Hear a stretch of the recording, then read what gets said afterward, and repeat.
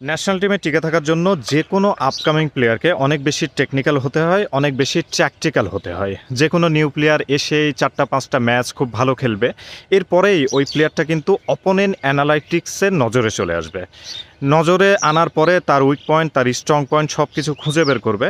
এখন এই upcoming player যদি ট্র্যাডিশনালি শুধু অপেই স্পেশালিস্ট হয় অথবা লেগেই স্পেশালিস্ট হয়, তাহলে তার উইক পয়েন্ট খুঁজে বের করা খুবই সহজ।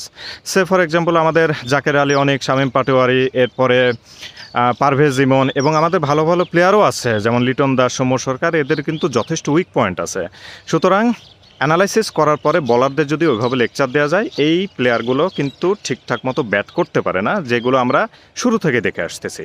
সুতরাং মডার্ন ক্রিকেটে একজন প্লেয়ারকে লম্বা সময়ের জন্য ন্যাশনাল টিমে টিকে থাকতে গেলে অনেক বেশি ট্যাকটিক্যাল হতে হবে এবং চতুর্মাত্রিক ক্রিকেট শট খেলার প্র্যাকটিস থাকতে হবে। সে ফর এক্সাম্পল এবি ডিভিলিয়ার্সের কাছে আপনি যেইটাই বল দেন ওই বলকে সে ম্যানুপুলেট করে ফেলবে। আপনি অপে খেলাবেন, সে অপে দুর্দান্ত, তাকে লেগে খেলাবেন, সে লেগে কোনো বল সে মিস করবে না।